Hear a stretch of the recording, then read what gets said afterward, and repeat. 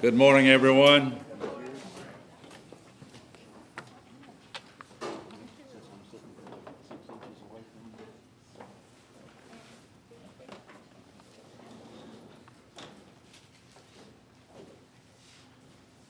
This is our regular November meeting, November the 16th. The time is 8:30.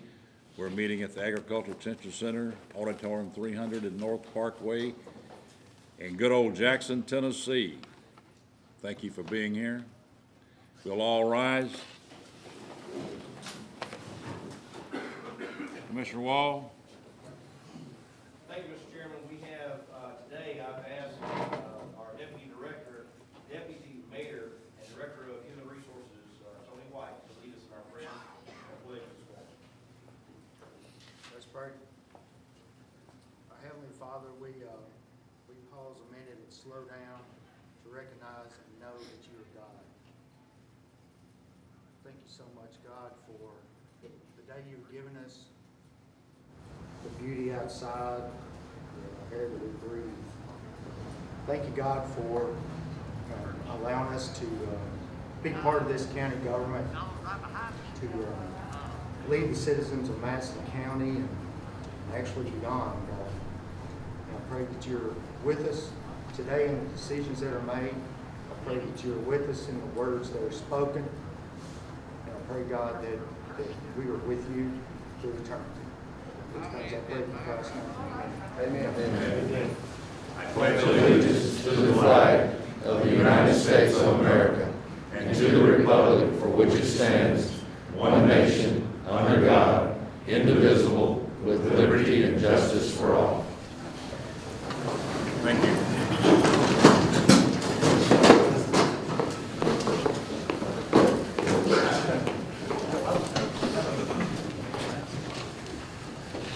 Roll call. Alexander. Here. Arnold. Yes. Beckham. Here. Brantley. Here. Brown Claudel. Here. Brown Scott. Here. Bryant. Bush. Here. Compton. Here. Deaton. Here. Ellison. Here. Gobble. Here. Hale. Here. Johnson Arthur. Johnson Barber. Here. Martin. Here. Mercer. Here. Montague. Here. Pearson. Here. Petty. Here. Spearman. Here. Stevenson. Here. Taylor. Here. Wall. Here. 22 present, Mr. Chairman. 22 present, 3 absent. 2 absent. There are no minutes from the previous meeting as of yet. They're not prepared yet. We're waiting on it. Will be approved next month. Moving on to item number 3, appointment of District 4, Position 2, County Commissioner seat. Trey Creedy has been duly elected, but the election has not been certified, so we'll appoint him for this meeting. Trey? Come on up.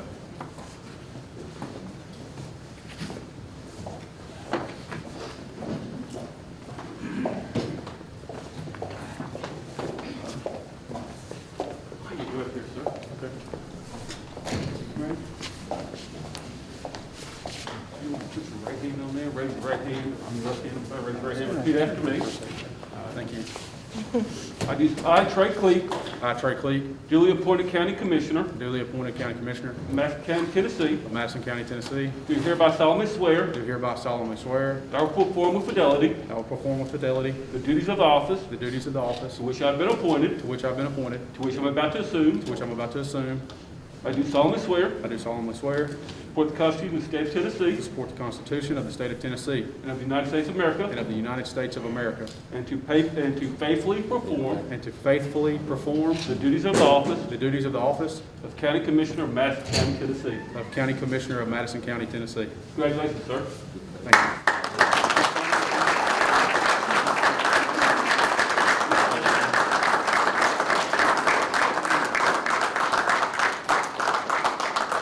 Folks, I've done this backwards just to make it official. We need to vote.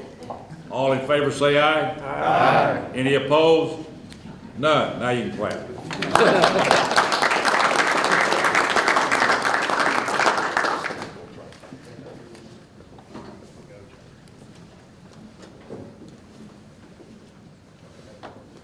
If you want wondering why we did that, the election has not been official yet, it's not been certified, and that was the reason we wanted it to this one meeting.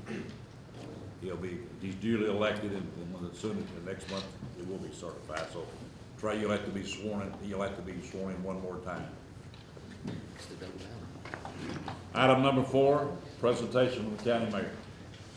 Chairman, we do have a couple of presentations this morning.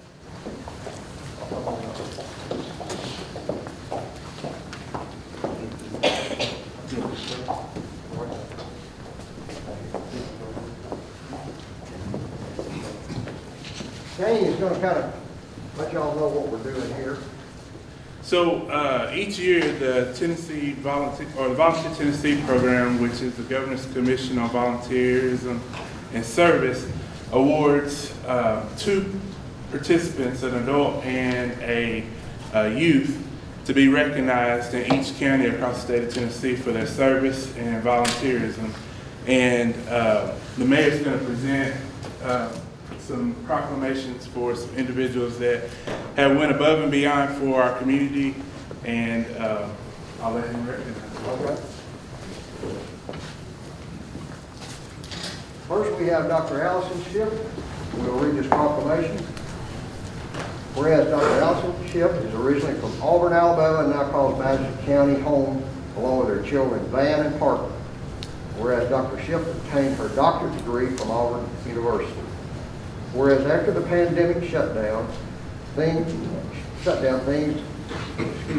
after the pandemic shut things down, and many of her neighbors became very concerned about getting out to purchase groceries and supplies, she began putting together non-perishable items and notes in several free libraries around town.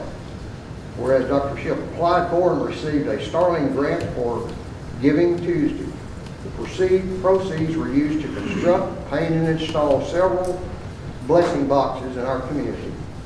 And whereas blessing boxes are outdoor cabinets in public places stocked with food items, toiletries, baby supplies, and anything that might be considered a blessing. A simple rule applies. Take what you need and bring what you can. There are currently 9 boxes placed throughout Jackson, with more to come.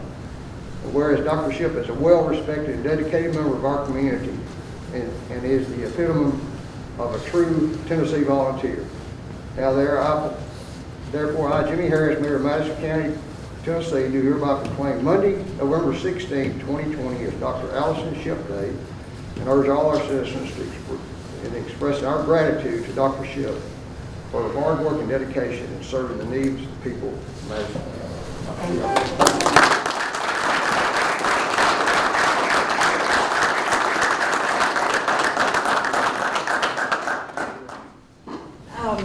I just want to thank God. I had no idea I was going to get a day. I just told to come to a meeting. So.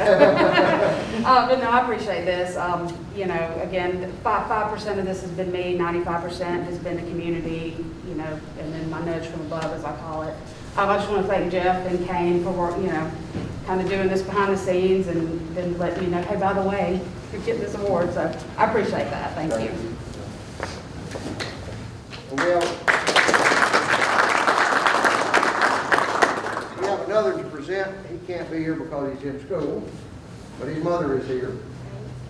So whereas Kendarius Dupree was born and raised in Madison County, Tennessee, as the son of Cheryl Whitlaw and Kenneth Dupree. Whereas Kendarius Dupree graduated from Jackson Madison County Early College High School and Jackson State Community College with a diploma and associate degree in general studies. Whereas Kendarius Dupree developed a love of art at an early age and attended the Joe Kubert School of Cartoon and Graphic Art in Dover, New Jersey. And whereas Kendarius has been involved in the art club, beta club, youth department at his church, and is a black belt in karate. Whereas Kendarius uses his love and talent for art to cheer up children and adults alike. He painted doors of the classroom at Lincoln Elementary so children would be excited about the new classroom. He painted murals on walls in churches, the juvenile detention center, and stairwells to brighten the days of individuals who saw them. whereas Kadarius Dupree is well respected among his peers and is dedicated to making a difference in the lives of the residents of Madison County through his love of art. Now therefore, I, Jimmy Harris, Mayor of Madison County, do hereby proclaim November 16th as Kadarius Dupree Day, and I hope everyone joins me in expressing our gratitude to Kadarius for his hard work and dedication to the residents of Madison County. Thank you.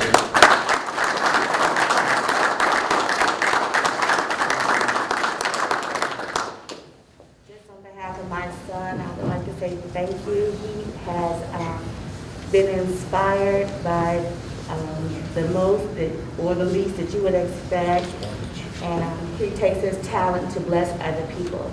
I ask that you keep him in your prayers. He's in Dover, New Jersey now, where they may be shut down right after Thanksgiving. So keep him in your prayers. He definitely needs them. Thank you.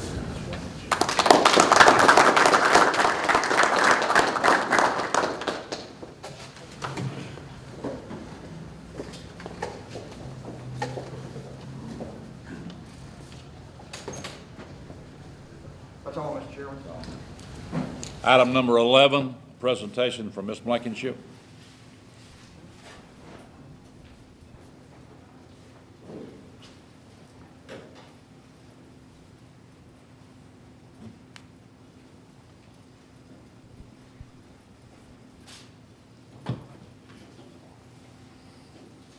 Thank you for allowing us to come today and speak to you.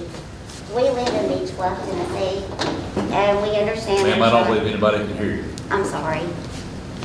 Thank you for allowing us to come and speak to you today. We live in Beach Bluff, Tennessee. We know that there's not anything the Madison County Commissioners can do about our situation. We just wanted to make you aware of our situation. We currently have chicken farms moving into our area. They're inundating our area. Not just moving into our area, they're moving right next door to our homes. I can walk out my back door and actually see them. The citizens of Beach Bluff and the surrounding areas are very proud of our communities, and we hold it very dear to our hearts. It is made up of families that have lived here for many generations and call it home. We strive to protect this land with every fiber of our being, and we will continue to protect this land we call home. We choose to live in the rural areas of Madison County for the peace and quiet of these areas. The values that we have instilled into our children and the partnerships formed between neighbors are invaluable. These things cannot be found within the city limits. Our way of life is being threatened by constant large truck traffic and a way of life we did not choose. We want open fields, clean air, cool breezes, and the peace of country life. These luxuries are being stolen from us, and we have been given no voice in this decision. We support our local farmers, and in no way do we object to chicken farms if they are placed away from our homes. They should not be built in the middle of communities such as the Lou Ray facility, most definitely not situated beside private residences such as the Gurley Road residence, which is where we live, and the St. Road facilities, which are going to be 16 broiler farms right next door to a home. This is our major concern in addition to the impact it is going to have in our community overall. We worry about our land values. We worry about if people will want to come to our homes and come to our area to build. We worry about our future. So thank you guys so much for listening to us, and we appreciate your time. Anybody have any questions, Mr. Blankenship? They got some material I think they want to pass out to all the commissioners. Yeah. That'll be fine. We have 10 copies of information that we have compiled, visiting farms, talking to Tyson and talking to the farmers. If y'all would like to look over this information and help the communities of Madison County, it's got facts in it regarding the farms. It's current, it's accurate, possibly could help with zoning regulations in the future to help the community. So it's here for y'all's review. Give Fred one. Enter that in a minute. We thank you for your time and your assistance. Thank you.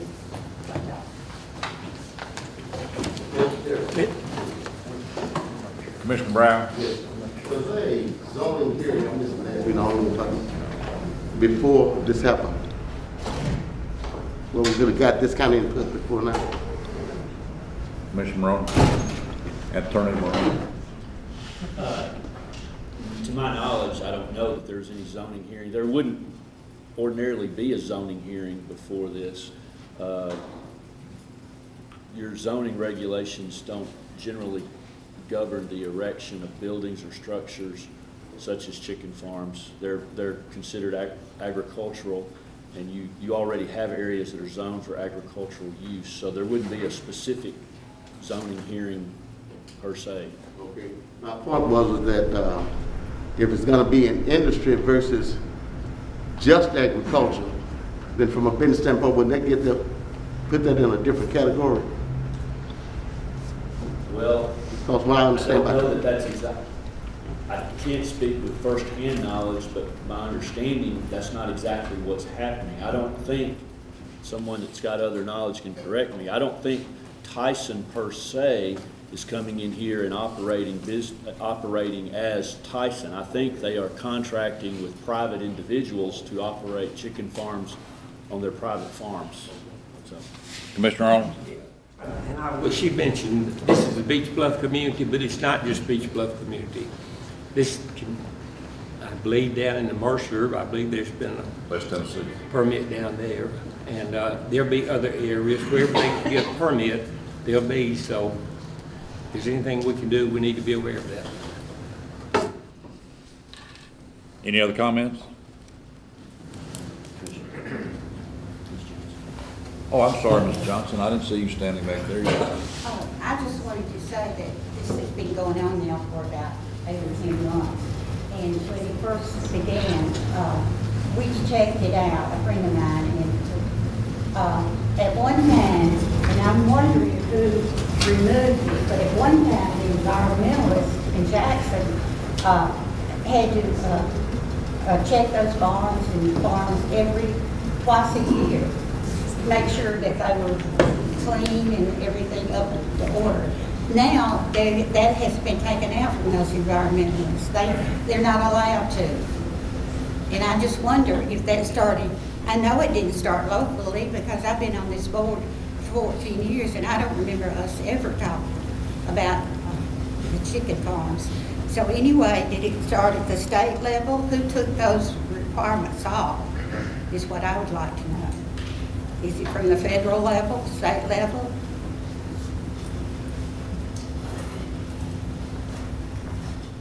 Moving right along. Item number 6. I don't mean any harm, Mr. Chairman. Commissioner Brown. I'm hearing a lot of questions. Can we get, at the next meeting, do anybody have any answers? Well, at this stage of the game, Commissioner Brown, I mean, the zonings are what they are right now.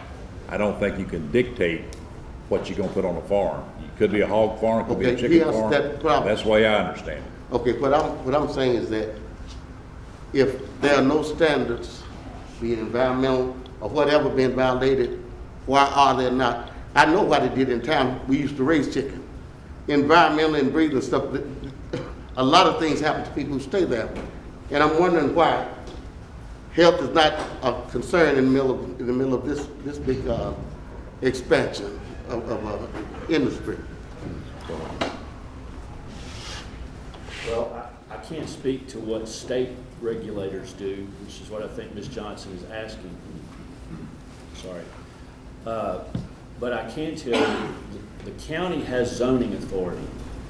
And the zoning authority that you have is delegated by the state. You have, ultimately, from a legal standpoint, the state regulates land use in the state, but it delegates that power to the counties to regulate your individual counties if you so choose, and this is a county which has adopted zoning. But in the statutes that delegate zoning authority to the counties, counties are specifically excluded from regulating agricultural uses of property. So, therein lies the issue. You are somewhat, as a county, your hands are somewhat tied. Doesn't mean there may not be an answer, but it may be at the state level rather than at the county level. Thank you. Yes, sir. All right?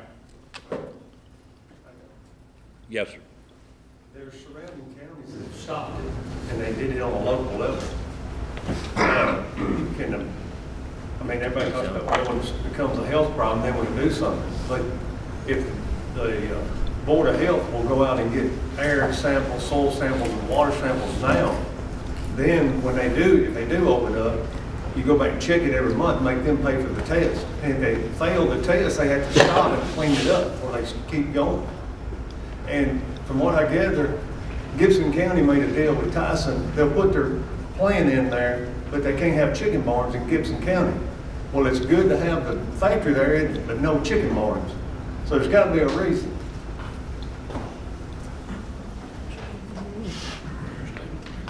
Yes. The issue, What is your name, please? I'm sorry, my name's Claude Johnson, and I'm a resident of Beach Bluff too. And I've got 9 chicken houses that'll be within a mile and a half from my house. Looking into this, I understand what Mr. Maroney's saying, but the key is this can be classified as a CAFO, which is a commercial agricultural feeding operation. Say that again. A CAFO, C-A-F-O, commercial agricultural feeding operation. When you do that, it separates it from the agriculture, and you can require them to only put these on commercially zoned lands. And that's what Haywood County done to stop it. So that's an option. And any help y'all can give us, nobody wants to smell chicken poop when they're grilling, or when they're living, or when they're trying to sleep. This is a very real thing to our community, and they come in. This is not Tyson. And I love chicken, okay? I love chicken as much as anybody. Fried, grilled, whatever. The thing is these operations that come in are not from Madison County residents. These are from people coming in from out of state, putting these in. They will be here for 2 to 7 years, and then they're gone. Tyson owns the chickens. They don't own the land or the operation. Are you saying Tyson has no control over how they operate? No, Tyson has a contract with them individually. Tyson only owns the chicken, and they send their people out to inspect them. They furnish the feed for these chickens, but everything that the chickens do is the responsibility of the landowner. And if you'll look, most of those are LLCs. What happens when you have an LLC and you have a major issue, environmentally or otherwise? They're gone and you get nothing. The residents of Madison County will be responsible for the cleanup. So Tyson's got to have a plant in Humboldt, but their chickens come from Illinois. That's correct. That's a good idea. But here's the problem. Tyson's regulations is 60 miles from their plant.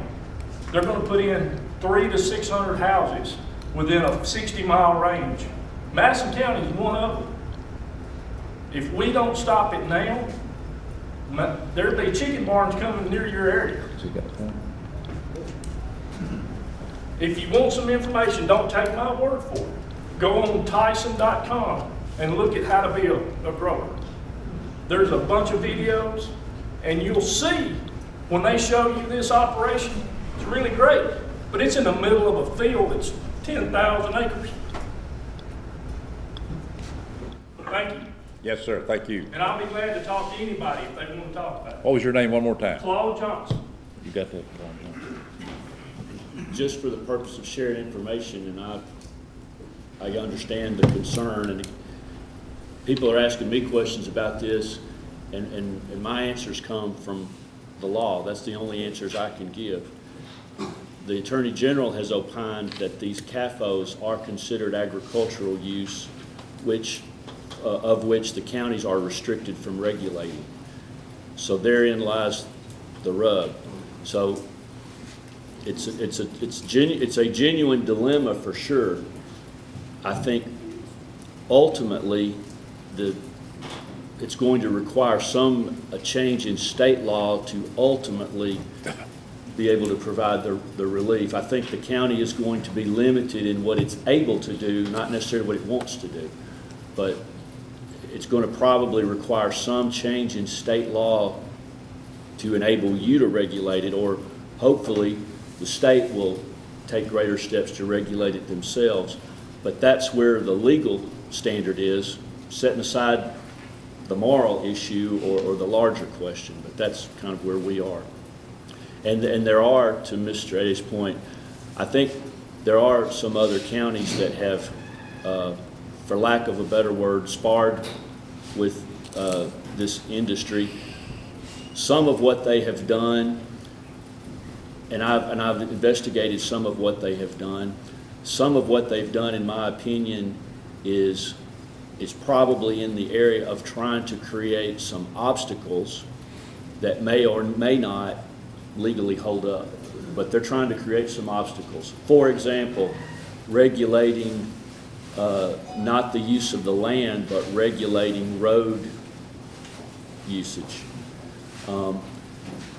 It's a double-edged coin, of course, because you're also regulating road usage for others who might be involved in agricultural activities that aren't CAFOs. So, but that's kind of where the issue is right now.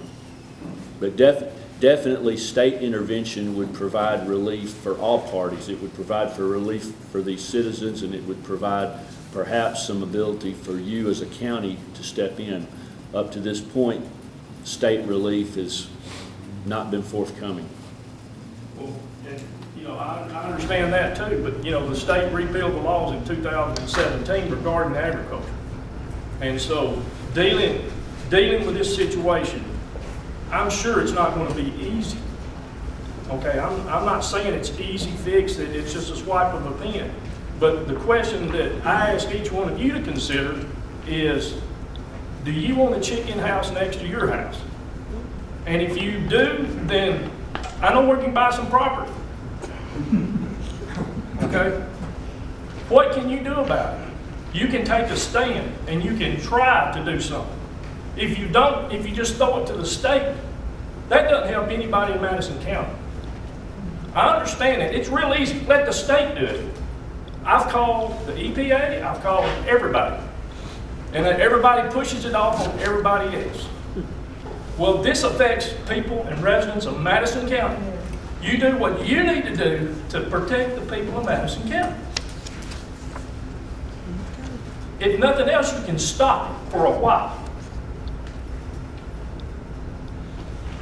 So, you know, the other thing is the environmental impact, public health. It's been stopped in different locations for that. The waste contaminates the water. You can only put so much chicken manure on a farm before the nitrogen level gets too high. Once it gets too high, has any of you ever spilled fertilizer in your yard? Grass don't grow there for a while, does it? That's what's going to happen when you get too much chicken. So eventually we're going to have an overpopulation of that.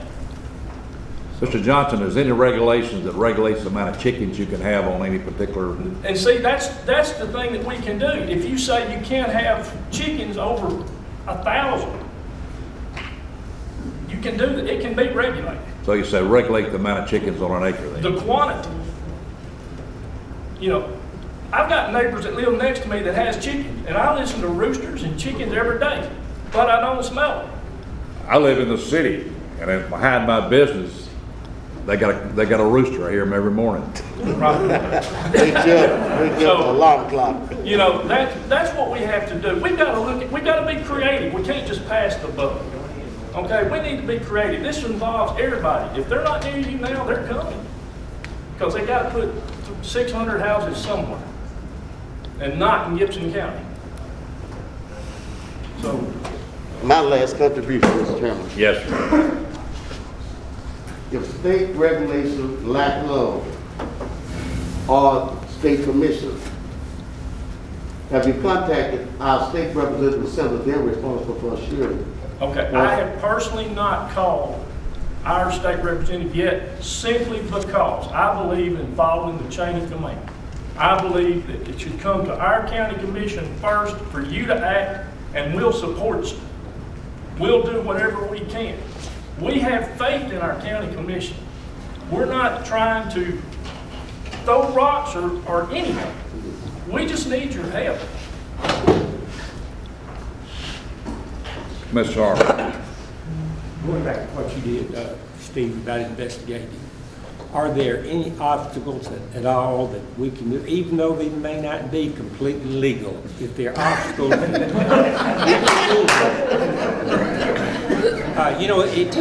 obstacles do help. If they help trouble getting to where they want to go, See, but it's like I'm they'll turn around.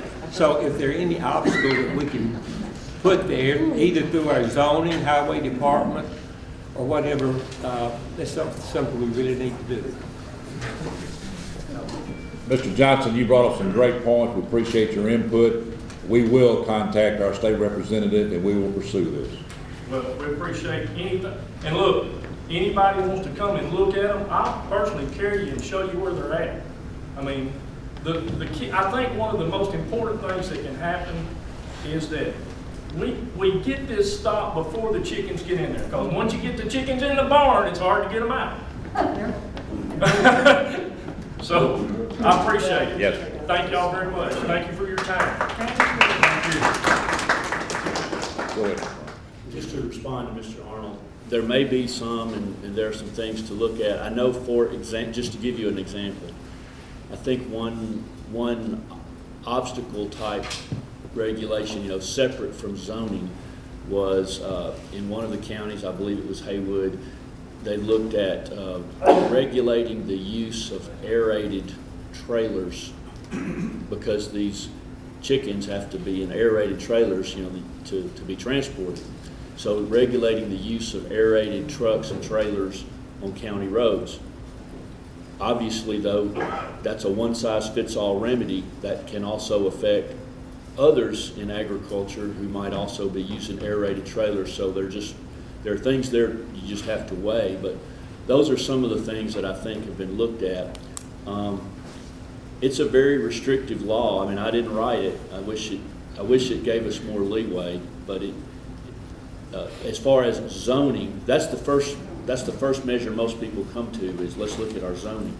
And the state delegates us that power, and I was just looking at the statute, after all the verbiage that gives the power to the counties, that delegates state powers to counties to zone, they add this sentence: nothing in this part shall be construed as giving counties the power to prohibit or regulate normal agricultural activities. Now, it's in the eye of the beholder. What's normal? I don't know. It probably means different things to different people, but that's kind of where we're at.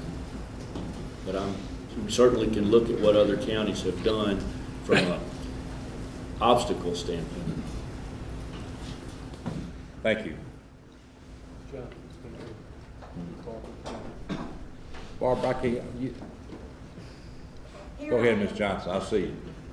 I'd just like to ask all the commissioners to put yourself in this place. This couple have worked for years to build a new home, and they have finished it, and it's a beautiful home there, and the chickens are coming right in across the road from me. And how would you like to live in that place? I don't think just we would, want Barbara. I don't think anybody disagrees with that. No. So I would just like for all of us, I don't know what we can do because we contacted all of those people before. I went to the local level, the state level, and the federal level to check it out, and they all gave us the same answers. It's agriculture, and you can't stop it. So, but maybe our state legislators, and I hope Chris can Mr. Cox. do something about it. In fear of just letting this die today, is there an appropriate committee that could take this up and continue to work on this? We got many committees. Which one would you like? Well, that's the chairman's privy. How about the property? Chairman's, I would like to at least let a committee kind of work on this to see what we could do. So, You making a motion? If you would like me to, I'd like a motion. Second. Have a motion second to have property pursue this. All in favor say aye. Aye. Any opposed? None. Who's the chairman of property? The handsome fellow back there. Oh, yeah, Mr. Petty, you will handle that. Thank you.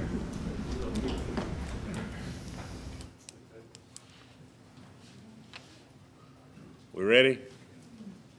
We through? Item number 6, report from Dr. King.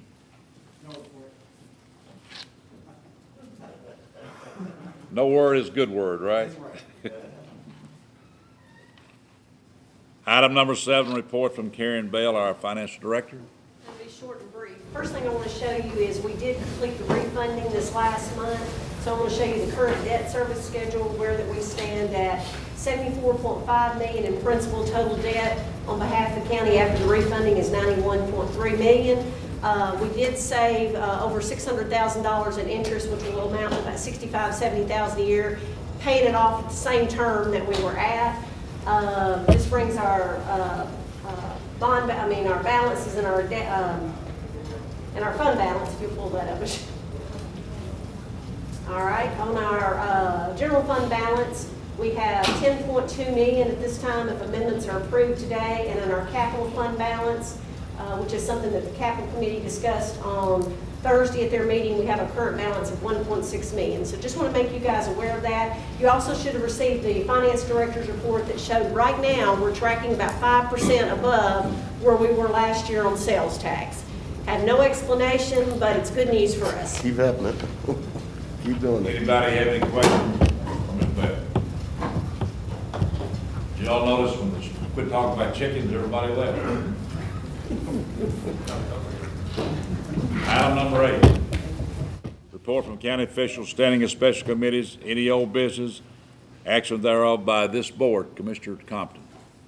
Mr. Chairman, the Capital Committee met last week, and we are going to be taking up over the next several months, really looking at our capital situation.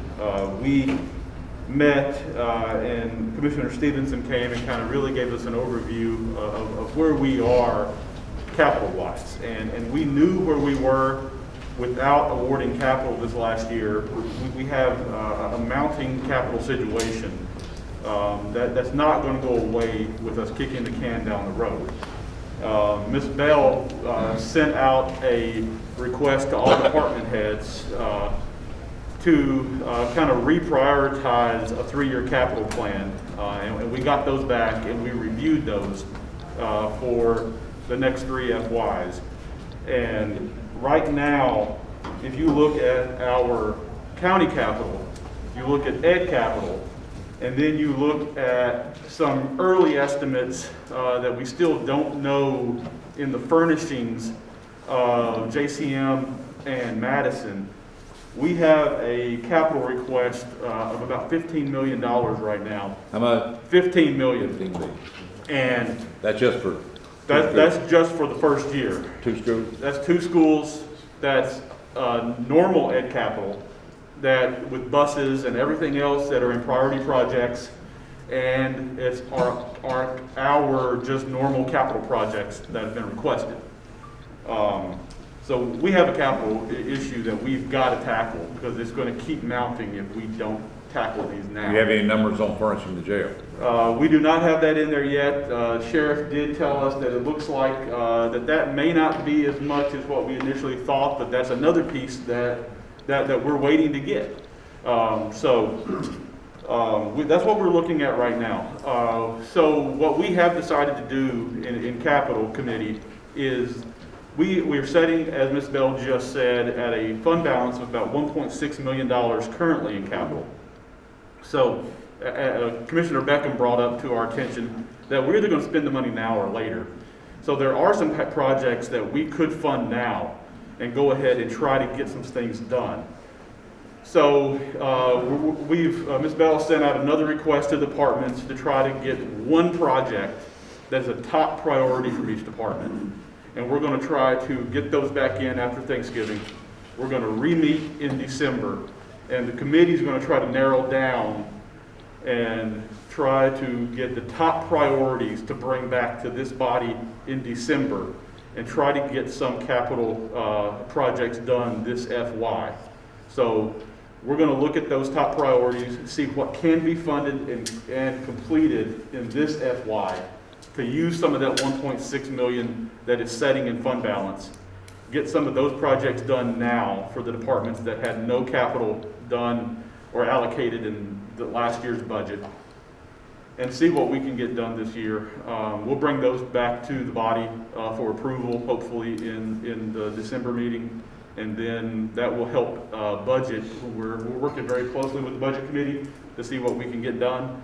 But we have a capital situation, and if we keep kicking the can down the road, it's going to keep growing. So the other two things that we brought up out of capital, we did have an appointment for our Ed Vision Committee that we nominated Commissioner Hale for Ed Vision from Capital, and that's a committee recommendation. Say it again, I can't hear you. Commissioner Hale for Ed Vision from Capital, and that's a committee recommendation. Committee recommendation, no second required. Any discussion? All in favor say aye. Aye. Any opposed? None. And then the second nomination, we had to have a nomination for the Training Center Oversight Committee from Capital, and that nomination was myself. Committee recommendation, no second required. Any discussion? All in favor say aye. Aye. Any opposed? None.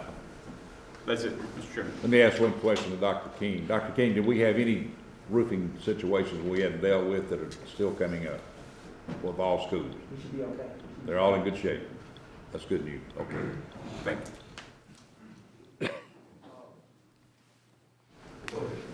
Commissioner Petty. Thank you, Mr. Chairman. The Conservation Board did not meet due to their lack of quorum, but Ed Smith has got some announcements to make, just to make the commission aware. We rebid the arena. The first time we bid it, only one bid came in. We rebid and we got 4 bids in. The bid has been awarded for the arena. For the materials, we had to split it up because of the capital, the way that it was split into 2 years. But we wanted to go ahead and do it because the price of steel and lumber is going up and up as we speak. And so we got that awarded. But again, it's just the materials. We did get our first reimbursement finally back in from the grant. I believe it was $24,000 or so, and the next one should be coming in. Commissioner Brown. No, I'm getting the gentleman. Thank you, sir. Very nice.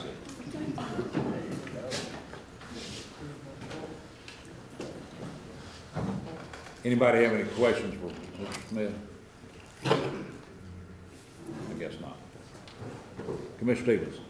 Thank you, Mr. Chairman. A couple things. The Budget Committee met about a couple weeks ago, and we had about 2 or 3 things that I want to bring to your attention. Educational vision, the appointment came up on that, and the Budget Committee appointed Commissioner Compton for the Educational Vision Committee.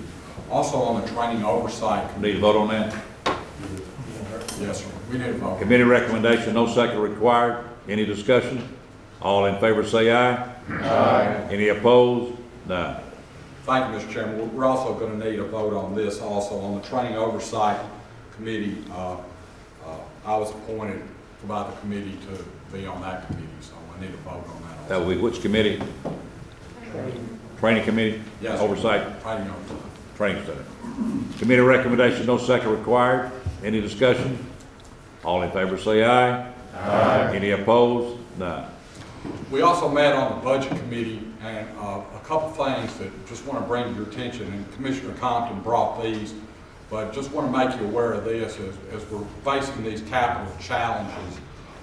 We also have some things, and 2 things that are sticking out there that we need to be aware of and very sensitive to. Number one thing is we have the jail as we move forward, and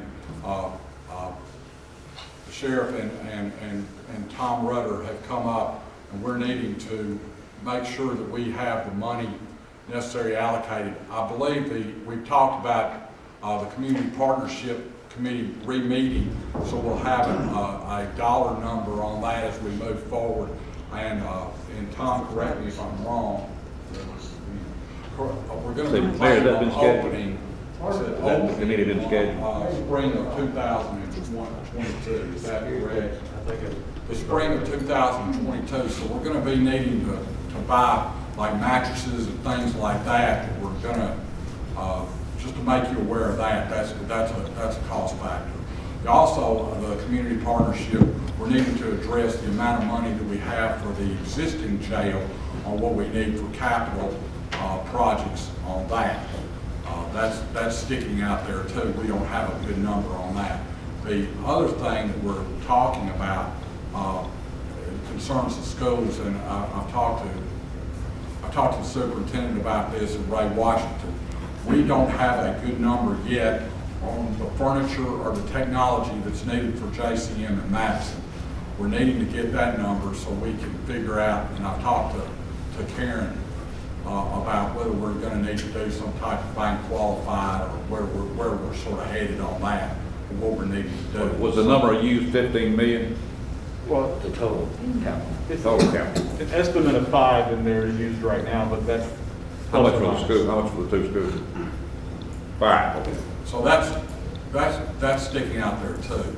The third item, which we're going to need a vote on, is based on, in lieu of the sheriff's lawsuit and the judge's ruling, where he ruled that a 7% increase would be for the certified officers and the security officers. We met and came up with a proposal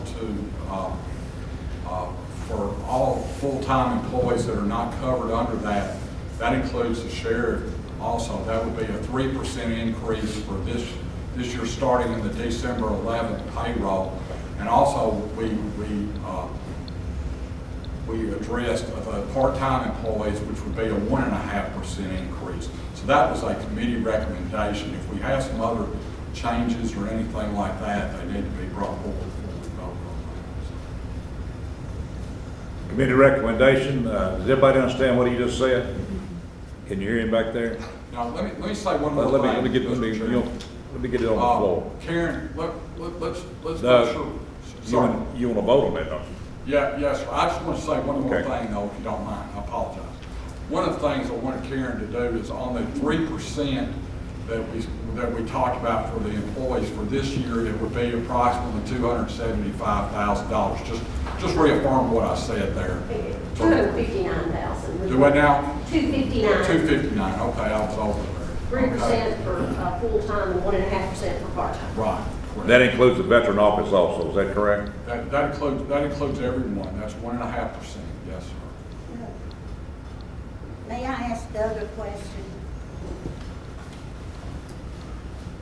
Yes, ma'am. You said that you were talking about the training that we made you the chairman of or in charge of. What is the training for? It's oversight on the training center, Mr. Johnson. What we're doing is we're setting up a committee. We'll have, I believe we have 9 members on that committee. Right. And what they're going to be doing is oversight on the committee. In other words, bringing it forward to make it more transparent to the commission of how many people are actually using the training center out at the sheriff's office. It's more of an oversight committee. It's not really anything other than just to let them know, let us know how many people are using it, how much money is being brought in, any kind of other necessary things that we need to know about the training center. Well, thank you, because I didn't know what you were training at. You were Right. at the training. I forgot you weren't at the last meeting. No, I wasn't, so. Okay, so that's the thing we need to vote on, Mr. Chairman. Restate your motion. The motion from the committee was that we would award a 3% raise for all full-time employees that were outside of the lawsuit. That would cover all employees, even including employees for the sheriff's department. Also, it would be a 1.5% increase for the part-time employees for the entire county also. County recommendation, no second required. Any discussion? Commissioner Hale. I was just curious what the thought process was behind not just offering 3% to all, and what the price difference, the cost would be if we just went to 3% for everyone instead of the differential. just mostly curious. Talking about part-time. Correct, yeah, well, just why not 3% for all? Well, we were just looking at the number of hours worked by the employee and full-time worked more hours. The difference would equate to about a $75,000 increase as far as between that. So it was just a recommendation by the committee that we presented to go into effect. And again, this is as a result of the sheriff's lawsuit where the county employees have not received a raise this year. We held all the raises back, so. Mr. Chairman, as of December 11th. Yes. December 11th. That's what we're looking at, Mr. Chairman. Go ahead. I'll use my time. Okay. I just want to, I want to kind of clarify, because I had talked to some people, and one thing that I had asked for in this was for the Veteran Service Office to be included in the 3%. The reason I want to make sure that's clear is because the Veteran Service Office is a part-time. Those two employees are part-time employees. They choose to do that for a couple of reasons. One, it kind of, it fits their family schedule. Another is they don't have to take county benefits, so health benefits, those kind of things. So that's a savings to us. Those guys, I know you know how much traffic comes through that office. We've been over there. You had meetings. You see it come in there. You know how that room is full. We do a really good service to the veterans for this community, and that brings in a lot of money into this community because of the work that those veteran services officers do. So I'm just asking for those two part-time employees of that office to be included with the 3% increase. Commissioner Hale. I would move that we amend the committee recommendation to include the veteran service office. Have a motion to amend. Do I have a second? Second. Have a second by Commissioner Brown. No, I say Ms. excuse Brown me. over here. Commissioner Hill, what is your amendment saying again? 3%? Could you Basically, explain? what our deputy mayor is recommending, just Okay. to amend for that office. The two veteran officers. Originally, what you said before we got to this, Right. was that equity across the board. And I would typically agree, I just would want more time to research the total cost. And so I'm not saying we can't come back and do that at a later date. I would support it. I want a little more time to understand the full scope. I can That's the understand. reason why now versus later. I'd like to amend the amendment, because I don't need more time. We've gone too long, and the rest of these departments, it's embarrassing to be a county commissioner.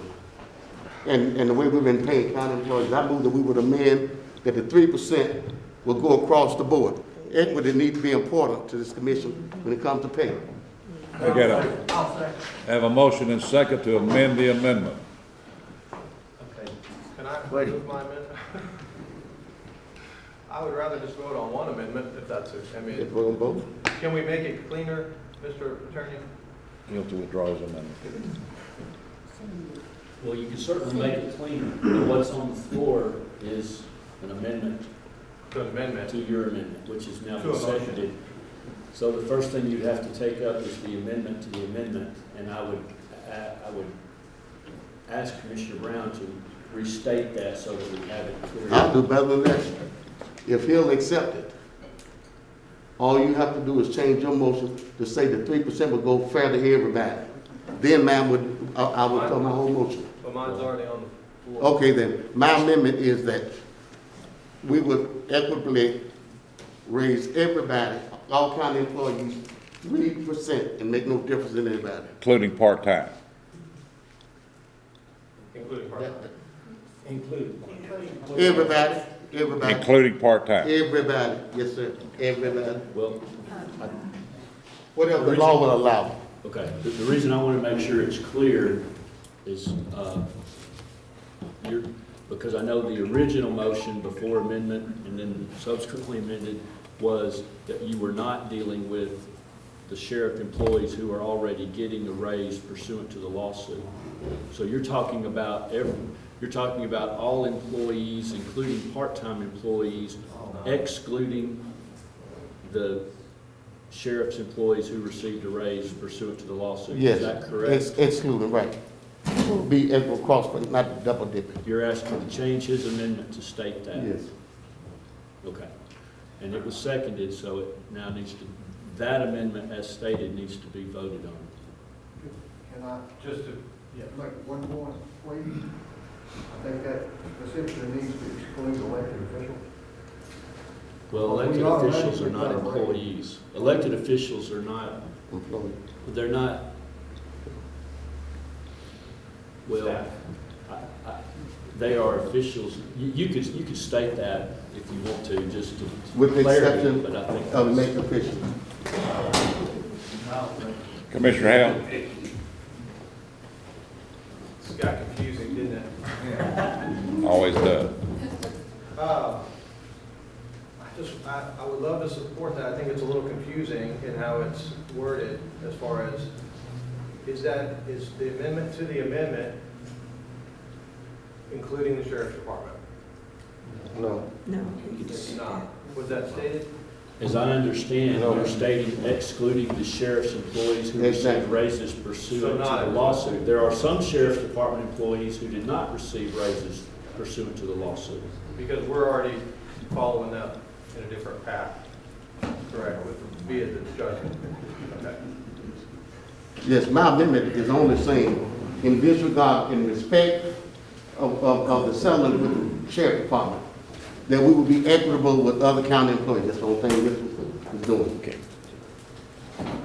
I think we have got confusing here. Doug, your original motion was to include employees of the sheriff's department who did not get a raise. Right, correct. So when Commissioner Brown says everyone, he needs to be careful about saying everyone, because everyone includes the elected officials. Well, I who just does took all that So out. he needs to be careful about what he's saying. No, I'm not guess careful. that's I said what we're having that. a problem with. Let me finish. I guess what I'm, my point being is, let me restate this and state it as best I can. And I will include the 3% for the part-time employees. What we're talking about doing is doing a 3% raise for full-time employees that include everyone, even including the sheriff's department that did not receive a raise. That includes 3%, 3% for other employees. Also, what Commissioner Hale, to make it clear, is we're putting a 3% for all part-time employees. That does not Well, include. that covers the elect- everything. Sorry? That covers everything. That covers everyone, but does not include the elected officials who have already gotten a raise. So we'd like to implement this on December 11th. I withdraw my motion if your intentions are, excuse me. Sir, stand up, please. Who had You the withdraw floor? your motion? I had the floor. I'm trying to be heard. It was state mandated. I want this Okay. song. I hadn't got it. It wasn't now, it was, we're not real. You know, it doesn't affect commissioners. Commissioner Brown? I had clearly stated that I'm not talking about elected officials, per the recommendations of the county mayor. Okay, I'm not talking about elected officials. If you're saying that everybody else That's what I'm will saying. be getting 3%, will be in favor of everybody else, I withdraw all of that. But what I originally heard was that you would be getting 1% here and 3% here. I didn't hear that the first time around. But if that's the case, I addressed it. Thank you. if that's the Attorney Morone. motion. Okay. Just procedurally, your motion's already been seconded. It belongs to the floor now, not to the commissioner who made it. So it can't be withdrawn by any one commissioner. You have to vote it up or down. So if you want to vote it, if you want to vote it down as a means of withdrawing it, that's fine, but it's on the floor now because it was seconded. Okay, we got the amendment to the amendment is Commissioner Brown's. All in favor say aye. Aye. All opposed? No. No. Roll call. Would you repeat exactly what we're voting from? The original motion was made by Commissioner Stevens. This is strictly a vote on the amendment that was offered by Commissioner Brown. But I want Strictly that, nothing else. But she needs to understand what the original motion was, so she'll understand what she's voting for again. Well, I She's know not what that voting. was, it was 3% for full-time and 1.5%. This is not voting on the ultimate motion. This is strictly voting on the amendment. The If this amended pass- amendment. If this amendment passes, for example, all that is, this is strictly a vote on the verbiage. If this amendment passes, Commissioner Hale's amendment will have been amended to match this. Then you'll have to vote on that amendment. And if that amendment again passes, then you will vote on the original motion as subsequently amended. I know that's confusing, but that's where the car has gotten to on the highway. So the current motion, the current amendment is that all county employees, full and part-time, shall receive, a 3% raise shall be granted to all county employees, full and part-time, excluding elected officials and excluding the sheriff's department employees who received a raise pursuant to the sheriff's lawsuit. That's what's on the floor presently, that verbiage. But he included all the sheriff's employees who didn't get a raise. No. Carol. I just want to clarify one thing, and the budget committee was aware of this. There were like 4 employees who also got a raise, that when they met, they said any employee that had received a raise as of July 1, including the sheriff's employees with 7%, would not get another raise. There was only like 4 across the county, so. Commissioner Petty. Thank you, Chairman. Attorney Ronnie, if you would clarify, if we vote this up with a straight 3%, and that would include part-time getting, and simply all that is part-time getting 3%, like the rest of the employees, is all this motion is, then his point to be able for the Veterans Association to be able to get 3% separate than the rest of the part-time would be mute, is that not correct? It wouldn't be moved, it would be amended. It would be, Would be no sense in voting on this, because it's already taken care of. no, sir, you'd have to vote on it because the path is Commissioner Stevenson made a motion. Commissioner Hale moved to amend that motion, but before it was voted on to change the original motion, Commissioner Brown said, I want to change the amendment. So what you're voting on now is whether or not to change the verbiage of Commissioner Hale's amendment to say something else. If that passes, I'm not trying to confuse you, I understand what you're saying. What's his second? was his seconded? Yes, sir. Yeah, I didn't know. His amendment was seconded. It was seconded. Yes, sir. I can't recall who at this point, but it was. I'll hear in a second. I didn't hear it either. Who's second? Commissioner Brown second. Scott Brown. Somebody did. I didn't second my. Yeah, it was second. Are we ready to vote? We're voting on the amended motion. All in favor say aye. Aye. All opposed? No. No. Roll call. Alexander. Yes. Yes. Arnold. Yes. Beckman. No. Brantley. Yes. Brown Claudel. Yes. Brown Scott. No. Bryant. Yes. Bush. No. Cleek. No. Compton. No. Keaton. No. Ellison. Yes. Gobble. No. Hale. No. Johnson Arthur. Johnson Barber. Yes. Martin. Yes. Mercer. Yes. Montague. Yes. Pearson. Yes. Petty. Yes. Spearman. Yes. Stevenson. No. Taylor. No. Wall. No. Anybody want to change their vote? Anybody want to change their vote?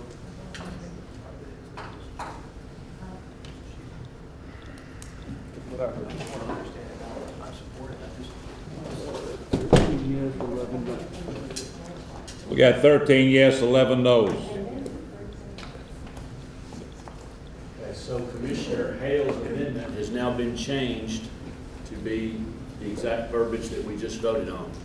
So now you have to vote on Commissioner Hale's amendment as changed. Roll call. Can he repeat his amendment?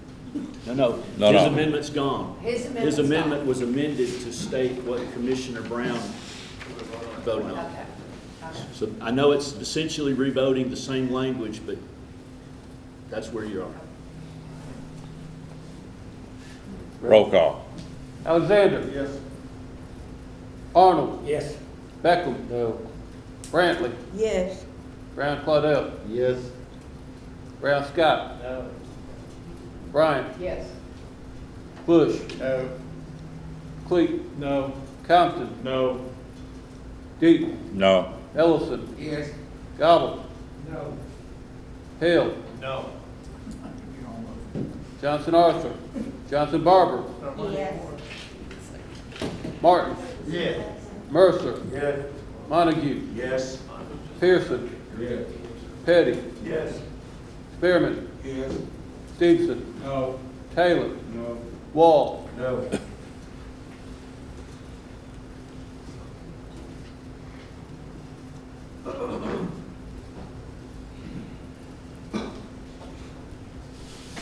Thirteen yes, 11 no. 13 yes, 11 no. Okay. The amended motion passes. So now the original motion by Commissioner Stevenson has been amended to be exactly what you voted on that Commissioner Brown stated a moment ago. That's what the motion is now. This is no longer about changing the verbiage. This is to actually do it. So let's state what we have then. Can I see your notes again, Mr. Clerk? Because don't nobody understand what you just passed. So the motion that's now on the floor that has been amended is that a 3% raise will be given to all county employees, full and part-time, excluding elected officials and excluding those sheriff department employees who received a raise in the recent sheriff's lawsuit. That's what you're voting on now. Question? Is it still effective December 11th as part of the original motion, or? Yes, sir. Yes, sir. Yes, sir. Commissioner Bush? Before we vote, could Ms. Bell tell us what we're committing to annually going forward if we do these raises across the board? Yes. 3% annually going forward for all employees is going to be $570,881. How much difference is that what Doug, what you originally proposed? How much difference is that what you originally proposed? I think That's an annual number. That's annual. The part-time number, I think, talking to Karen, the 1.5% to 3% would be in a range of about $75,000. More. So if we did that, now, we had taken that into account, that was gonna be $259,000, and then for the full year, it would be like what Jay just asked. So you're good with that number? Sir? You Yes, good, good with that number, okay. Call for the vote. Roll call. Alexander. Yes. Arnold. Yes. Beckham. No. Brantley. Yes. Brown Claudel. Yes. Brown Scott. Yes. Bryant. Yes. Bush. Yes. Cleet. Yes. Compton. Pass. Deaton. Yes. Ellison. Yes. Gobble. Yes. Hill. Yes. Johnson Arthur. Johnson Barber. Yes. Martin. Yes. Mercer. Yes. Montague. Yes. Pearson. Yes. Petty. Yes. Spearman. Yes. Stevenson. Yes. Taylor. Yes. Wall. Yes. Anybody want to change their vote? I heard 22 yes, 1 no, 1 pass. 22 yes, 1 pass, 1 no. I don't think anybody was opposed to what we just approved. I think it got a little confusing to understand what you were voting on. Commissioner Ellison. Yes, Mr. Chairman, thank you for letting me speak. I need some clarification on the state mandate for a raise for elected officials. I'd understand that. I understand, I heard a few weeks ago, there was a state mandate to raise the salaries for elected elected official. I'd like that to be explained, please. I don't know about that. You know what you're talking Yes, sir. There are certain constitutional officers whose salaries are basically set pursuant to a schedule that the state dictates. And then they are mandated certain raises. It's not optional. They can't even refuse them. So, and those are essentially the county-wide offices. They're not the county commissioners, but the mayor, the sheriff, the circuit court clerk, the trustee, county clerk. I don't know if I'm missing one of these elected officials. Property assessors. Judges. But it's the county commissioners are not included within that class, but generally all the county-wide officers are. So in other words, you said we're not elected official. No, sir, I'm saying the state of Tennessee has not deemed you part of a class that receives an automatic raise. But we are elected, right?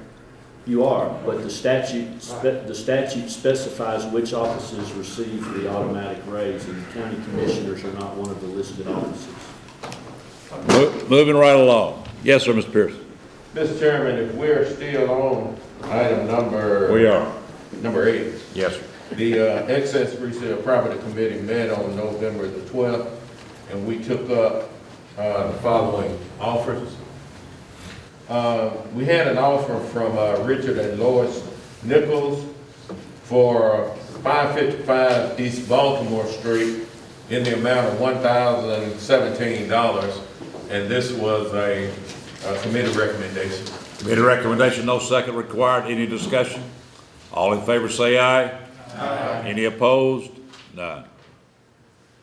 We had an offer from Aubrey Ellis Bond for 514 Berry Street in the amount of $1,000, and this is a committee recommendation. Committee recommendation, no second required. Any discussion? All in favor say aye. Aye. Any opposed? None. We also had an offer from Aubrey Ellis Bond for 529 Berry Street in the amount of $1,500, and this was a committee recommendation. Committee recommendation, no second required. Any discussion? All in favor say aye.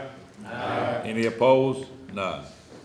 We had an offer on 130 Booker Street in the amount of $1,363.20. This is a committee recommendation. Committee recommendation, no second required. Any discussion? All in favor say aye. Aye. Any opposed? None. We had an offer from Roosevelt Willis for 823 East College Street in the amount of $2,000, and we accepted that. This is a committee recommendation. Committee recommendation, no second required. Any discussion? All in favor say aye. Aye. Any opposed? None.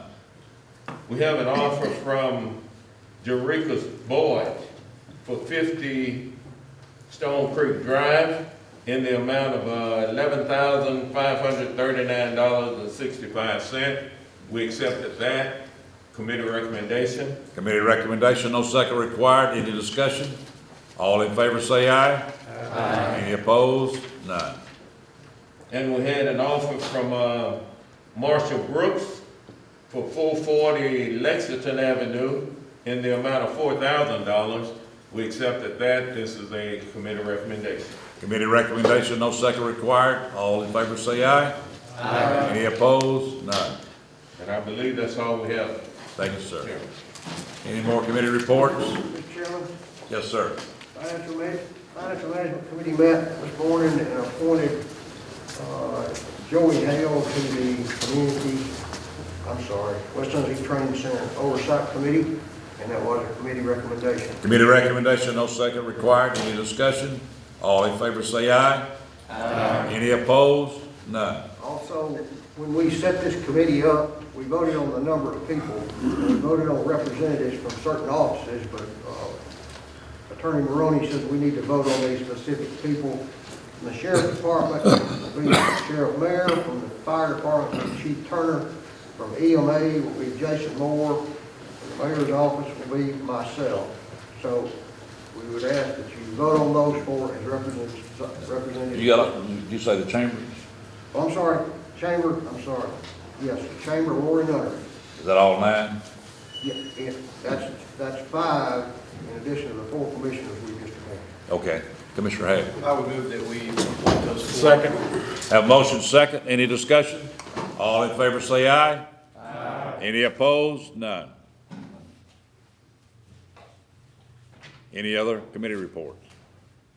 Commissioner Pierce. I have one addition from excess resale property, and it was for 61 Jefferson Street, from Shelley White in the amount of $877, and this was a committee recommendation. Committee recommendation, no second required. Any discussion?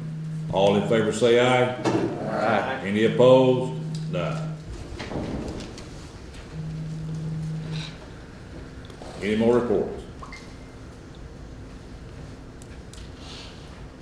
Item number 9, any amendments or transfers to the general fund, school department, capital projects, highway department, debt service, juvenile court service, budget for fiscal year 2020, 2021. Mayor.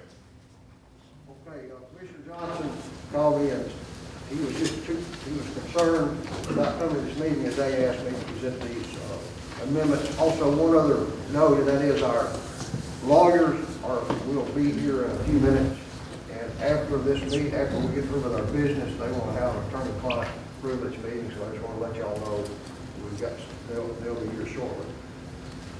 Okay, all these amendments went through the Financial Management Committee, all received a recommendation. $168,750, Lottery for Education After-School Program, LEAPS grant. This grant provides funding for extended learning opportunities and mental health services for 2 after-school learning sites. Committee recommendation, no second required. Any discussion? All in favor say aye. Aye. Any opposed? None. $10,000, this is new money, it's a FAST grant. This grant provides funding for learning opportunities in the area of technology and next generation research and development for Lincoln Elementary. Committee recommendation, no second required. Any discussion? All in favor say aye. Aye. Any opposed? None. $1,000 new money, LEADS grant. The purpose of this grant provides supplies and materials that facilitate learning at home for families in need. Committee recommendation, no second required. Any discussion? All in favor say aye. Aye. Any opposed? None. $211,090 new money, Safe Schools Act grant. This amendment aligns the original estimated fiscal year 20 carryover amount to the actual carryover amount and appropriates the recently approved fiscal 2021 grant. Committee recommendation, no second required. Any discussion? All in favor say aye. Aye. Any opposed? None. $44,018 new money, it's IDEA CCEIS. This amendment aligns the general ledger to the revision state-approved plan, budget and E-plan, which includes carryover funds from fiscal year 2020. Committee recommendation, no second required. Any discussion? All in favor say aye. Aye. Any opposed? None. $30,000 new money, Stanley Black & Decker grant. This grant is for the purpose of purchasing teacher laptops and webcams, and I just want to say, just remember that comes from a local company to our school system, which we appreciate. Committee recommendation, no second required. Any discussion? All in favor say aye. Aye. Any opposed? None. $806,574 of new money, remote learning technology grant. This grant, funded by the Federal CARES Act of 2020, is a reimbursement-based program to support districts with technology purchases as part of their continuous learning plans. Committee recommendation, no second required. Any discussion? All in favor say aye. Aye. Any opposed? None. $19,120 of new money, insurance recovery, funds received by the maintenance department for damages at Community Montessori and NIMS. Funds received by the transportation department were for repairs to fuel pump dispenser and fuel truck. Committee recommendation, no second required. Any discussion? All in favor say aye. Aye. Any opposed? No. $19,576. This amendment transfers funds to cover the cost of additional duties and responsibilities of some employees. Committee recommendation, no second required. Any discussion? All in favor say aye. Aye. Any opposed? No. $632,040. This amendment aligns the general ledger to reflect position changes and adjustments made by the new administration, which were not reflected in the original fiscal 2021 budget. These changes do not require additional funding. Additionally, funding is being moved from professional development to cover professional educational consulting services. Committee recommendation, no second required. Any discussion? All in favor say aye. Aye. Any opposed? No. Okay, this is from the fire department. This is new money. It's a capital fund sold through gov deals, command post, and trucks to a fire department. Committee recommendation, no second required. Any discussion? Commissioner Stevens. I just got a question, make sure I understand how we're doing this based on what Commissioner Brown said a couple of weeks ago. This $46,700 was sold. Does that money go back into the capital fund or does it go back into the general fund balance? You talking to me? I'm really asking Karen. This goes back into the capital fund in the fire department capital is the way this is presented.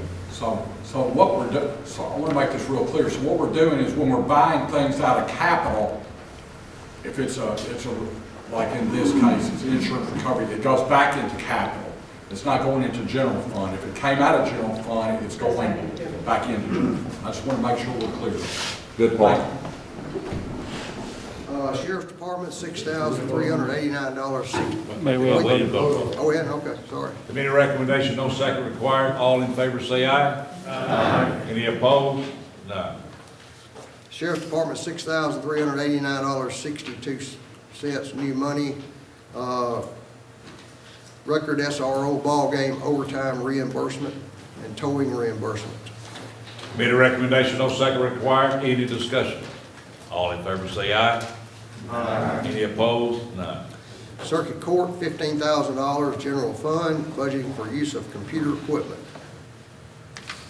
Committee recommendation, no second required. Any discussion? All in favor say aye. Aye. Any opposed? None.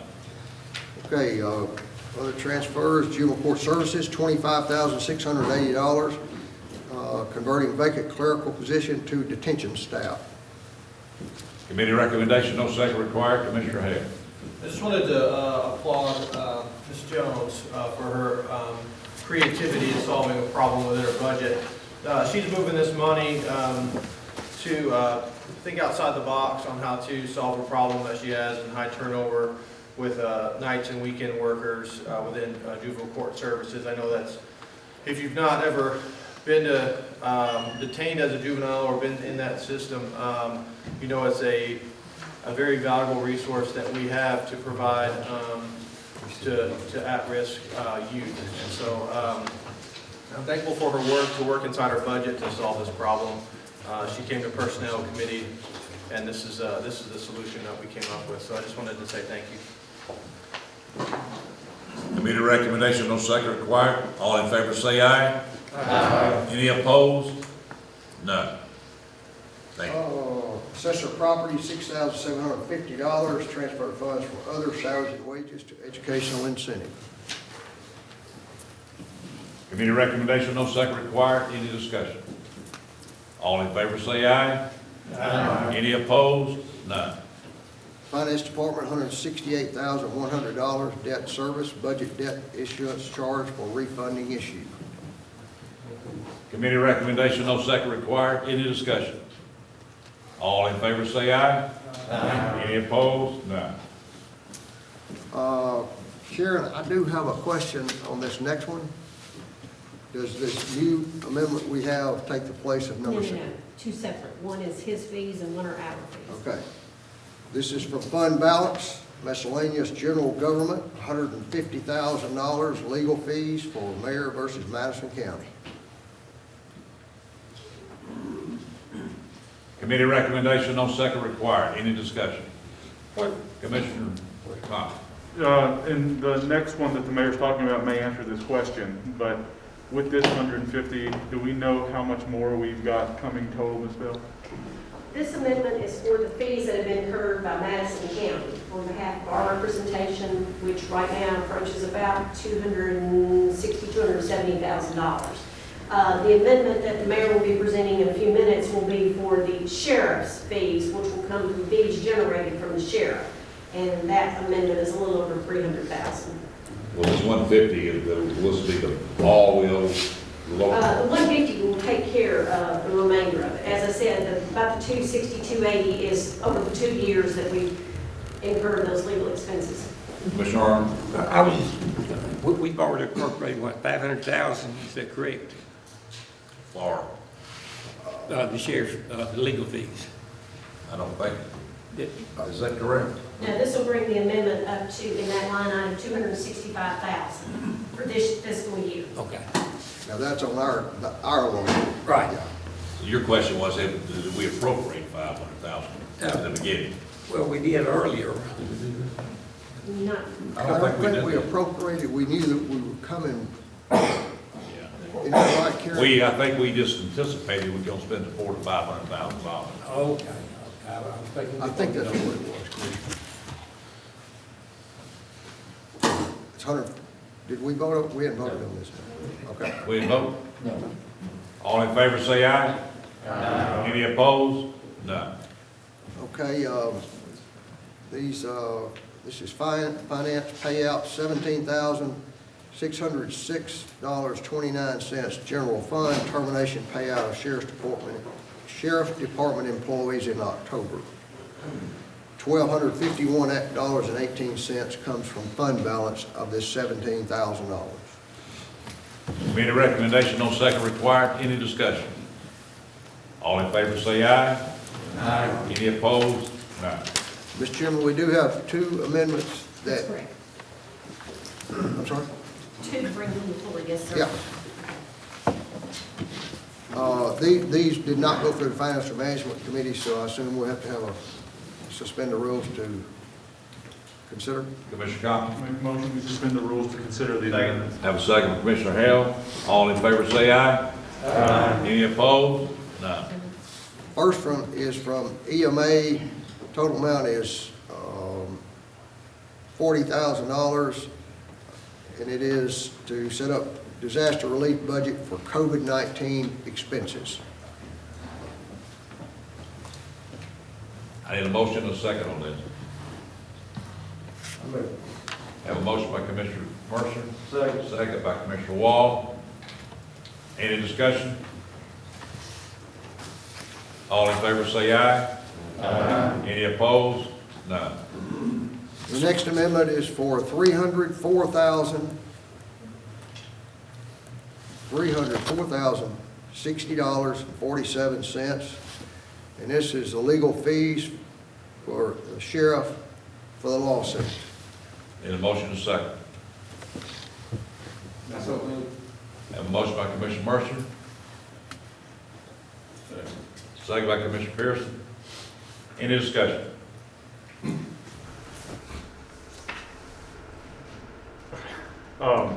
Just a question. I know that the judge had ruled mediation with the legal fee. How does that come into play, and what is that with this? This is just a proposed number from our attorney, but we wanted to go ahead and get an amendment on the floor today because you won't meet again until December 21st. This could be subject to adjustment based on what happens between the judge and the attorneys. What is that amount? I can't see it. $304,060.47. Got a motion second. Yes. Any other discussion? Excuse my vision is bothering me, but I can see numbers well. I'm seeing 304 and 320. Okay, amended request versus, okay, amended budget. Originally, we had $20,000 of expenses that was awarded in June of last year that we were instructed to pay. The 304,060.47 is based on some numbers given by his attorney as well as some incurred expenses. again, it'll be determined what's agreed upon. This was the last number we have on our turn. You say it could be more or less? Could go either way. Any other discussion?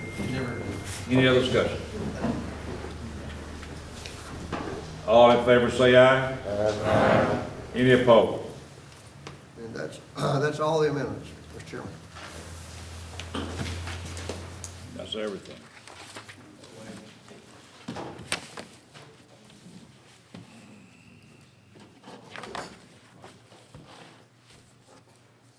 Mr. Chairman, I think you want me to go on into my report. Item number 10, yes, sir. Just a couple of things. I want to mention specifically the Church of Latter-day Saints in our community. They've always been a big supporter of RIPA. This year they committed to $80,000 worth of food over a one-year period, which I think, I can't remember where they are on it, but they're providing $80,000 worth of food to RIPA. But also about 2 or 3 weeks ago, they donated a used refrigerated truck to RIPA so that RIPA now can go to Memphis and pick up food, cold food, and it remained refrigerated. So it's a good thing. It's just, they've been a real good supporter of RIPA, and I just wanted to mention them. The other thing is, I know y'all saw that we put the mask mandate back in place. Just to kind of tell you how we got to where we are, a week ago, our daily number was 67 positive patients. The next day was 50, the next day was 46. Then we hit one of 151 positive. Friday was 99 positive patients. Yesterday was 58, and I haven't gotten a report from today. Part of the real issue as well, our census in our hospital as far as positive COVID patients, about 2 months ago, I think, we had dropped down to somewhere around 70 a day. As a matter of fact, there was one day it was either below, I believe it was one day that was below 60, but that's kind of what it was averaging. Everything was fine. Then we started this trend as our numbers did. The numbers started coming up into the 70s, into the 80s, into the 90s. Day before yesterday, let's see, Friday they were sitting at 109 patients. The day before that they were sitting at 111. And the day before that they were sitting at 112. The record number of patients they've had in the hospital since all this started at one time was 116. That was back about, I think about 3 months ago. So the hospital is really struggling to keep up with this. And it's not only our hospital, but we've hit a point where our hospital, because of just the number of patients they have there, there have been times where they could not accept a transfer from another hospital. Now it just kind of comes and goes. But I think most hospitals in Nashville have quit taking transfers as well as Shelby County. So our numbers as a state has really gone up, and the hospitalizations have really gone up. And just one sad part of news, Amy's had an employee who died about 3 or 4 days ago, Amy? Last Sunday. Pardon? Last Sunday. Last Sunday, 43 years old, 2 young children. But the other thing is, his mother died with COVID either last night or this morning, and his grandmother has COVID. So, folks, it's serious. I mean, it really is. So just be careful, be safe. As everybody said so many times, wear a mask, wash your hands, and stay away. And I just really do encourage you to think about the gatherings you might or might have around Thanksgiving, because when you get in a house, you got a lot of people there, it's just it could be a real incubator for COVID. So just be careful over this holiday season. That's all I have, Mr. Chairman. Very good. I would just like to emphasize, I think what he said is very important, but personal responsibility goes a long, long way. Let's don't get eat up with fear over everything that happens. Let's be responsible. It's this serious. It's something we have to recognize and do the responsible thing. I think that's gonna go a long, long way. Thank you, Mayor. We're on item 12. Yes, sir. Consideration of possible acceptance of resignation from Sharon Stewart for the Jackson Madison County Schools Board, District 5, Position 2. A resolution, school board has their own board. I can't hear you, Bob. Why are we accepting her resignation? You not remember this commission? The school board has their own board. It's our responsibility. It's a separate, entity. Well, the reason you're accepting it is because this is the body that fills the vacancy by statute. And Also, she didn't run, no one ran for her position in the November election. Well, no, I think she had an opponent when she was elected, but since she has resigned, state law says that when you resign an elected position, you submit the offer of resignation to the body which fills the vacancy. In this case, by statute, the county commission fills the vacancy, so that's why she's submitting it to the commission. So the county, it doesn't go to the board and they ask for it to be filled. It comes from the individual director. That's correct. The school board doesn't fill school board vacancies. I know they don't, I know that. But they don't ask for the vacancy to be filled by the commission. That comes from the individual that's resigned. That's true. It's the individual's resignation that triggers this, not the body that she serves on. But I received an email as well that it was before the November election, so she didn't run in the November election. I mean, the person that's going, no one ran for her seat in the November election. That's true, because her seat's actually not vacant yet. Until you take this vote, she's to accept her resignation, her seat's not vacant. And I think add to that, if we accept this resignation, then we'll make an appointment probably in December. Any other discussion? Nobody's made a motion, Mr. Chairman. Have a motion? Motion to approve for resignation. Have a motion second by Commissioner Wall. All in favor say aye. Aye. Any opposed? None. Item number 13, appointment of one member to the Educational Foundation Committee, one term, Andrew Digger, incumbent. Drigger, how you pronounce that? Andrea Driggers. Andrew Drigger. Andrea.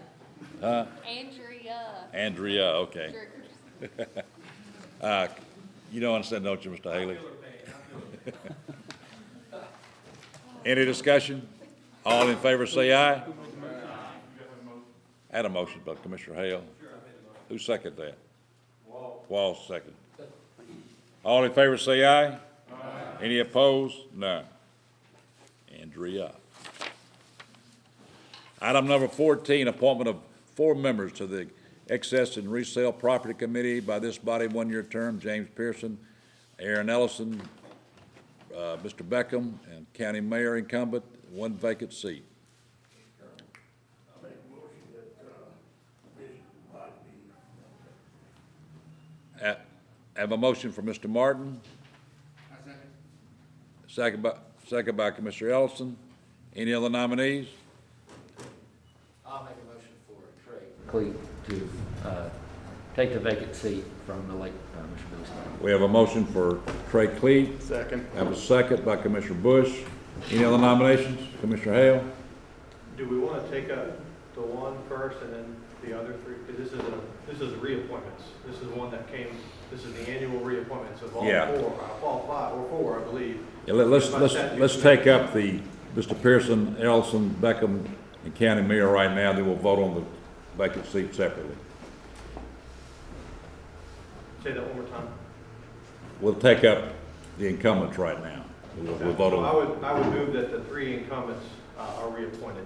Aaron Ellison, Brett Beckham, James Pearson. 4. And the mayor. And the mayor. And the mayor. Vice, okay. We might not want the mayor on. Have a motion to second? Second. Have a second? All in favor say aye. Aye. Any opposed? None. Now we're voting on Commissioner Martin and Commissioner Cleet. Roll call.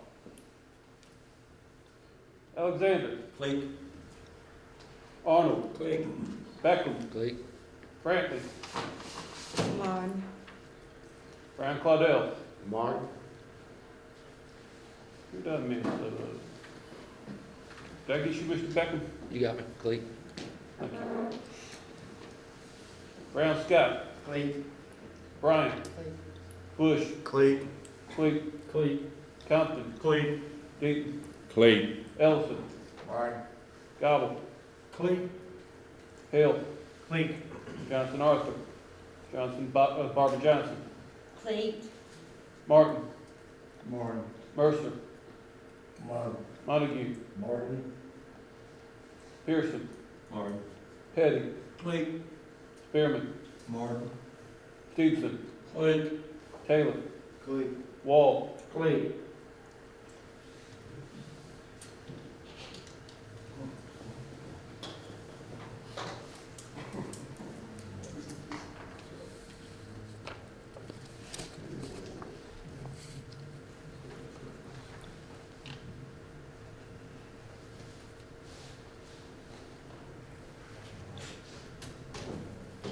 Anybody want to change their vote?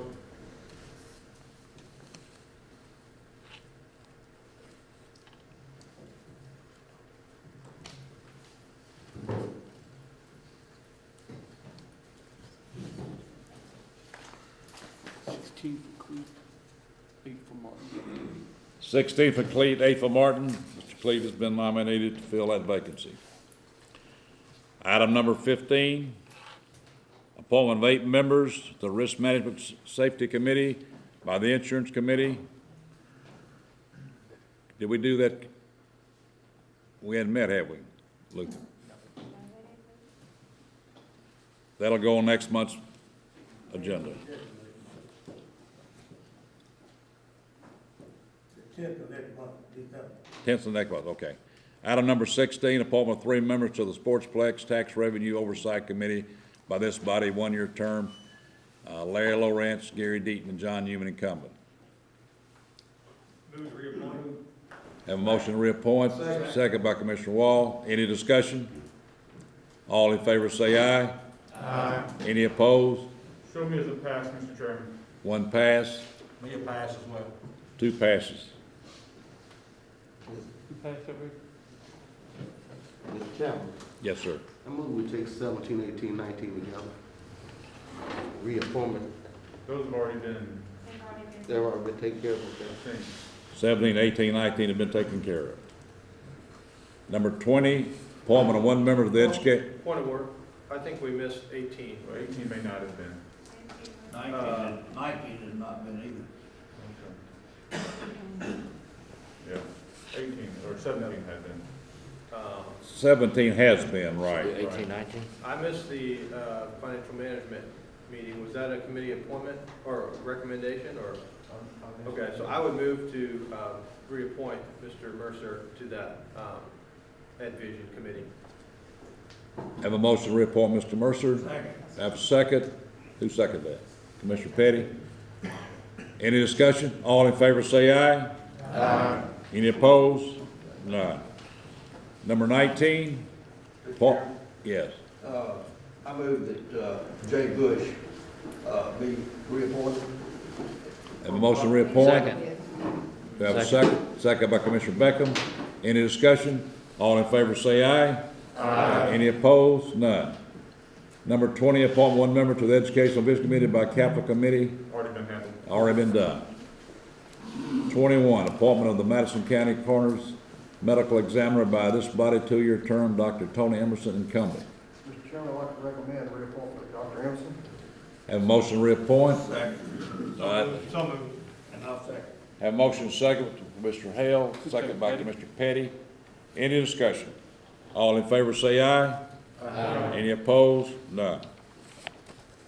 22, appointment of 4 members to the Madison County Board of Health by this body, 4-year term, Dr. David Larson, Bob Carney, Ashley Tanner, Dr. David Harris, incumbent, and we have 1 vacant seat.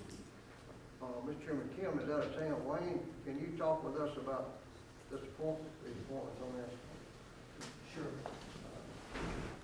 Kim's recommending the Dr. Priscilla Shawson an infectious disease specialist at Jackson Madison County General Hospital, replaced the seat vacated by Dr. Alan Rothrock.